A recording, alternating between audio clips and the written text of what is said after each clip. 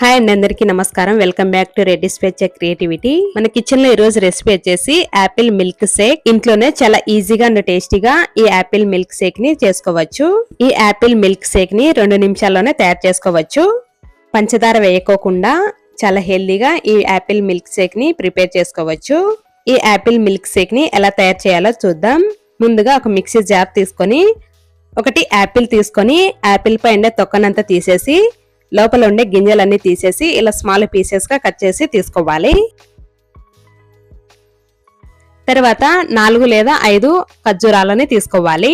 ఖర్జూరాల్లో ఉండే గింజలు తీసేసి ఇలా ముక్కలుగా కట్ చేసి తీసుకోవాలి. తర్వాత 2 టేబుల్ స్పూన్ బెల్లం పౌడర్ వేసుకోవాలి.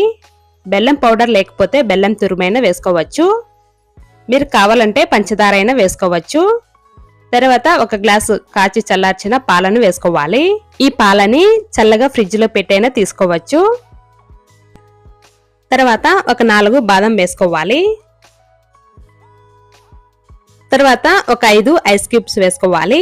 ఐస్ క్యూబ్స్ లేకపోతే చల్లటి పాలు వేసుకుంటే సరిపోతుంది. తర్వాత వీటిని మెత్తగా గ్రైండ్ చేసి తీసుకోవాలి. ఇలా మెత్తగా గ్రైండ్ చేసుకున్నాక ఒక గ్లాస్ లోకి తీసుకోవాలి.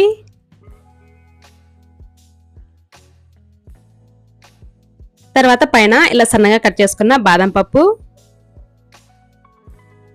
తర్వాత సన్నగా కట్ చేసుకున్న పిస్తా వేసుకోవాలి. ఈ బాదం పప్పు పిస్తా ఉంటే వేసుకోవచ్చు, లేకపోయినా పర్లేదు. అంతే అండి, ఎంత టేస్టీగా ఉండే యాపిల్ మిల్క్ షేక్ రెడీ. చాలా ఈజీగా అండ్ టేస్టీగా ఈ యాపిల్ మిల్క్ షేక్ ని తయారు చేసుకోవచ్చు. చాలా హెల్దీ రెసిపీ. ఈ యాపిల్ మిల్క్ షేక్ ని 2 నిమిషాల్లోనే తయారు చేసుకోవచ్చు. ఈ వీడియో మీకు నచ్చినట్లయితే లైక్ చేసి షేర్ చేసి సబ్స్క్రైబ్ చేసుకోండి. Thank you for watching.